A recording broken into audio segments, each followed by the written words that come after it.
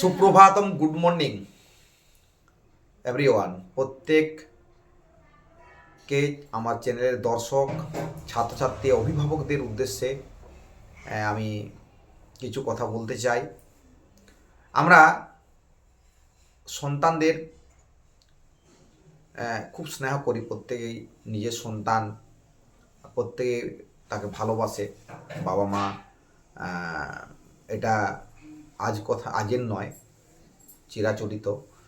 কিন্তু আমরা একটি সন্তান বা কন্যা সন্তান বা ছেলে যখন বিদ্যালয় বা কোনো স্যারের কাছে কোচিং ক্লাসে পড়তে গেছে, পড়ে বাড়ি ফিরছে বা ফিরে এসেছে বাড়িতে, তার সঙ্গে কেমন ব্যবহার করা উচিত, আর সেই ব্যবহার করার মধ্য দিয়ে তার কি লাভ বা আপনার সন্তানের কতটা সমৃদ্ধি হবে বা আপনার সন্তান কতটা ভালো থাকবে, তা নিয়ে আজ গুরুত্বপূর্ণ এই ভিডিও। আমরা কি করি, প্রথমত আমরা আমার বাড়িতে যখন আমার বিদ্যালয় থেকে আমার ছেলে বাড়িতে আসে বা সন্তান বা কন্যা সন্তান, ছেলে সন্তান যদি আমার বাড়িতে যখন আসে বা নিয়ে আসি, তখন আমরা কীরকম তার সঙ্গে ব্যবহার করব। আর এই ব্যবহারের মধ্য দিয়ে কিন্তু তার সমৃদ্ধি এবং জীবন গড়ে উঠবে। তারই কিছু কথা আমি আপনাদের কাছে শেয়ার করছি। খুব গুরুত্বপূর্ণ বিষয়, এটা আপনারা প্রত্যেকেই মেনে চলবেন। ছেলে প্রথম যখন বাড়িতে আসবে, বিদ্যালয় থেকে আসার সঙ্গে সঙ্গে তাকে কিন্তু আপনি জড়িয়ে ধরুন কিছুক্ষণ, 30 সেকেন্ড বা 1 মিনিট পর্যন্ত তাকে জড়িয়ে ধরুন। এটা একদম খুব গুরুত্বপূর্ণ বিষয়। তাই কন্যা সন্তান, এটা বাচ্চাদের ক্ষেত্রে কিন্তু অতি অবশ্যই এটা আপনারা করবেন। আর যারা একটু বয়স হচ্ছে যেসব সন্তানদের, তাদেরও আপনি এইভাবেই তাদেরকে আচরণ করবেন, যা আপনার সন্তান, কন্যা সন্তান এবং ছেলে সন্তান যদি বড় কলেজে পড়ে বা বড় হয়ে থাকে, তাদেরও কিন্তু ভালোভাবে কথাবার্তা বলবেন, ভালোভাবে আচরণ করবেন, যে তারা কি আজকে গিয়ে সেখানে কি শিখলো, তারা বিদ্যালয়ে কোন কোন বন্ধুর সাথে মিশছে, সেই বন্ধুরা কি খেলা করে, কতটা সময় তাদের সঙ্গে কথা বলে, শিক্ষক মহাশয় বা দিদিমণি যিনি ক্লাস নেন স্কুলে, তার সঙ্গে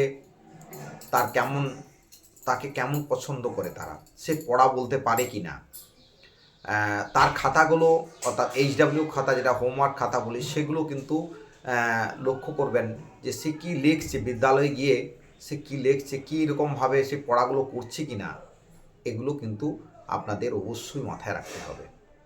দেখবেন এছাড়াও সেই ছাত্র বা ছাত্রী বা আপনার সন্তান, কন্যা সন্তান বা ছেলে সন্তান যাদের সাথে মেশে বন্ধু, তাদেরও আপনি জিজ্ঞাসা করবেন যে তারা কেমন, কী ধরনের তারা খেলা খেলে, তারা কোন বাড়ি থেকে, কী ধরনের, তারা কিন্তু সব দেখবে বন্ধুদের সঙ্গে কথা বলে এবং তারা আলোচনা করে কি খেয়েছি, এমনকি তারা ঠিকমতো টিফিন খাচ্ছে কিনা, বিদ্যালয়ে গিয়ে জল খাচ্ছে কিনা, এগুলো কিন্তু আপনারা বাড়িতে এসে জিজ্ঞাসা করবেন যে সে জল কতটা খেয়েছে, সে জলটা পুরো জল আপনি দিয়েছেন, সে বোতল নিয়ে এসেছে কিনা, বা সে কতটা জল পান করেছে, সেটাও কিন্তু আপনাদের লক্ষ্য করা প্রয়োজন। দেখবেন আপনার সন্তান একটা ভালো শিক্ষায় শিক্ষিত হবে এবং ভালো জায়গায় সে পৌঁছাবে, এবং তাকে সব সময় গীতা, ভাগবত গীতা এবং ধর্মীয় কোনো বিষয় তার সামনে আলোচনা করবেন। মোবাইল দিয়ে দিলেন বাড়িতে এলে, এগুলো করবেন না।